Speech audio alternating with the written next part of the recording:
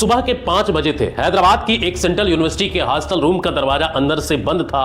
बाहर खड़ी उसकी बहन लगातार फोन कर रही थी, कोई जवाब नहीं। जब दरवाजा तोड़ा गया तो अंदर 22 साल का दलित छात्र फंदे से लटका मिला। टेबल पर एक कागज का टुकड़ा पड़ा था जिसमें लिखा था, मुझे बार बार कहा गया कि तुम यहां के लायक नहीं हो। मेरी जाति मेरी पहचान बन गई है। पुलिस ने वही रटी रटाई लाइन दोहरा दी, एकेडमिक प्रेशर। यूनिवर्सिटी ने बयान जारी किया, अनफॉर्चुनेट इंसिडेंट। मीडिया ने 2 दिन शोर मचाया, फिर अगली ब्रेकिंग न्यूज पर चला गया। लेकिन उस मां के लिए खबर नहीं थी, पूरी जिंदगी का कब्रिस्तान था ये। अब जरा सोचिए, 2016 से 2023 के बीच देश की यूनिवर्सिटीज और प्रीमियर संस्थानों में 122 छात्रों की मौत हुई। इनमें से 98 छात्र SC ST और OBC समुदाय से थे। हर केस में एक ही कहानी सुनाई गई, पढ़ाई का दबाव था, प्रेशर था, इस वजह से सुसाइड किया। यह NCRB का डेटा है। लेकिन सवाल यह है कि क्या सच में सिर्फ पढ़ाई का दबाव जान ले रहा है, या फिर यह एक ऐसा सोचा समझा संरचनात्मक अत्याचार है जिसे एकेडमिक प्रेशर कहकर ढक दिया जाता है।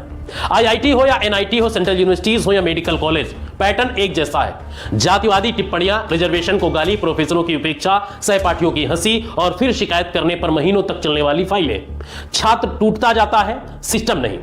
और इसी पृष्ठभूमि में जनवरी 2026 में UGC ने एक ड्राफ्ट गाइडलाइन लाई। पहली बार कहा गया कि हर शिकायत 60 दिनों में निपटानी होगी। जांच के दौरान आरोपी को पीड़ित से दूर रखा जाएगा।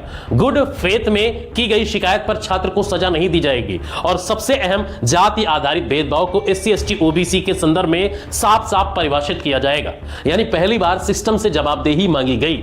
लेकिन सिर्फ 16 दिन में इस पर सुप्रीम कोर्ट ने स्टे लगा दिया। क्यों? क्योंकि कुछ NGO और तथाकथित मेरिटधारियों को लगा कि इससे जनरल कैटेगरी असुरक्षित हो जाएगी, बोझ सबूत बदल जाएगा, नेचुरल जस्टिस खतरे में पड़ जाएगी।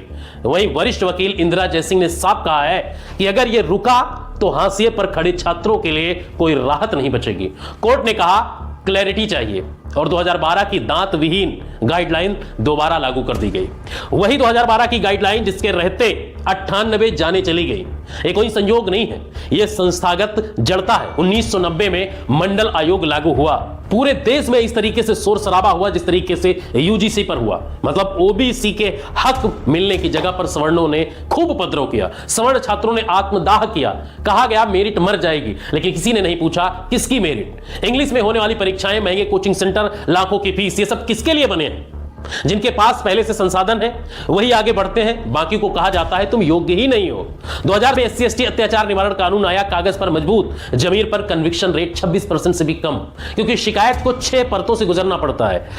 ICC, equal opportunity cell, proctorial board, dean office, SC ST cell और आखिर में पुलिस। हर लेयर सुरक्षा के लिए बनी थी, लेकिन हर लेयर एक चेक पोस्ट बन गई। और रोहित मेमेला को याद कीजिए, 2015 में सस्पेंशन, अपील की, ICC बोला जांच चल रही है। डीन ऑफिस ने कहा मीटिंग बाद में प्रोक्टोरियल बोर्ड ने फाइल दबा दी और मंत्रालय से दबाव आया। 17 जनवरी 2016 को रोहित ने जान दे दी। उसने लिखा, मेरी बर्थ ही एक फेटल एक्सीडेंट थी, मुझे पैदा ही नहीं होना था। नहीं रोहित, एक्सीडेंट तुम्हारी बर्थ नहीं थी, एक्सीडेंट ये सिस्टम था जिसकी वजह से तुम्हारी जान गई। 2019 में पायल ताड़वी, आदिवासी डॉक्टर, रोज जातिवादी ताने, रिजर्वेशन से आई हो, डिजर्व नहीं करती, डर के कारण शिकायत नहीं की, 22 मई को फांसी लगा ली। आरोपी डॉक्टरों को 3 महीने में जमानत मिल गई। केस 2026 में भी लटका हुआ है।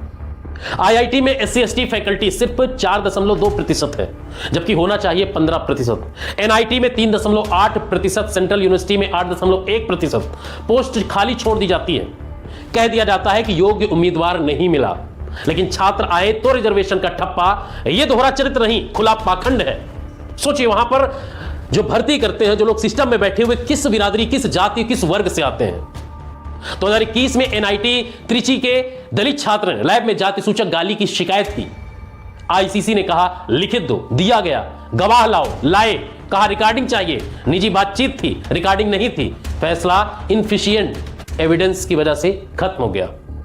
कास्टिज्म कैमरे के सामने नहीं होता भाई साहब, कास्टिज्म आमने सामने होता है, हॉस्टल में होता है, कॉरिडोर में होता है, लैब में होता है, और सिस्टम करता है वीडियो प्रूफ।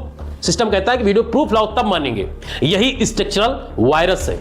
हर बार जब जवाबदेही की बात आती है, सिस्टम स्लो हो जाता है। मंडल के बाद, रोहित के बाद, पायल के बाद और अब UGC नियमों के बाद, यह कोई साजिश नहीं है, सेल्फ प्रोटेक्टिंग मैकेनिज्म है। राजनीति इसे और जहरीला बना देती है। सत्ता कहती है अनफॉर्चुनेट इंसिडेंट है, विपक्ष कहता है इंस्टीट्यूशनल मर्डर है। असली सवाल तब जाता है क्यों हर साल 15 से 18 हंसिए के छात्र मानसिक टूटन से गुजरते हैं। 2022 में संसद ने पूछा कितनी शिकायतें आई, कितनी सुलझी। 85 यूनिवर्सिटीज का जवाब था डेटा उपलब्ध नहीं है। किसी ने डेटा ही नहीं भेजा, किसी ने जवाब नहीं दिया। वाह, डेटा ही नहीं है तो समस्या कैसे नापेंगे भाई साहब, ये मुझे समझ में नहीं आता।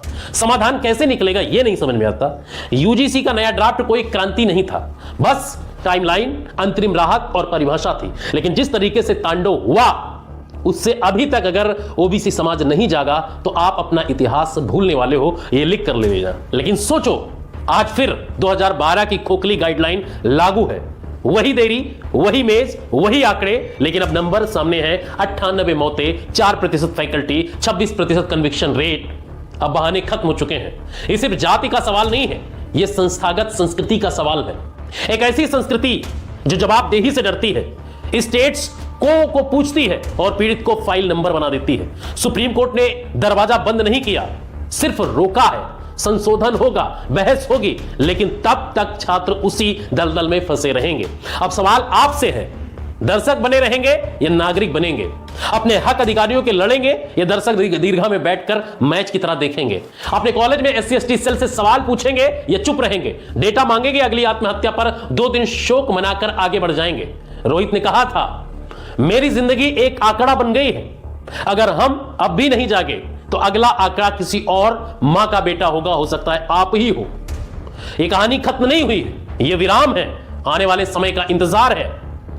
और अगर इस विराम में हमें तय करना है कि आगे इंसाफ होगा या सिर्फ लाशें बिछी रहेंगी, यह सवाल आप पर है। लेकिन लास्ट में मैं यही कहना चाहूंगा, उन लोगों ने सड़कों पर आकर इस बिल को स्टे करवा दिया, यूजीसी नियमों को सुप्रीम कोर्ट ले जाकर स्टे करवा दिया 16 दिन के अंदर। ये उनकी ताकत थी। लेकिन आप अगर आज बैठे रहे तो याद करिएगा मेरी इस बात को, और इस वीडियो को ध्यान से देखिए। जो देख रहा है शेयर जरूर कीजिएगा। याद करिएगा, आने वाली पीढ़ी आप पर थूकेंगी, आप पर हंसेंगे कि ना आप मंडल कमीशन के दौर में अपने अधिकारों को बचा पाए और ना आज यूजीसी के समय पर अपने अधिकारों को बचा पाए। पीछा हमेशा ओबीसी ही जाता है। इसीलिए अगर आज नहीं जागे तो आने वाली नस्लें आपको कोसेंगी, आपसे सवाल पूछेंगे कि आप कर क्या रहे थे। फिलहाल इस वीडियो में इतना ही, लेकिन अपनी राय जरूर दीजिए और इस वीडियो को शेयर जरूर कीजिए।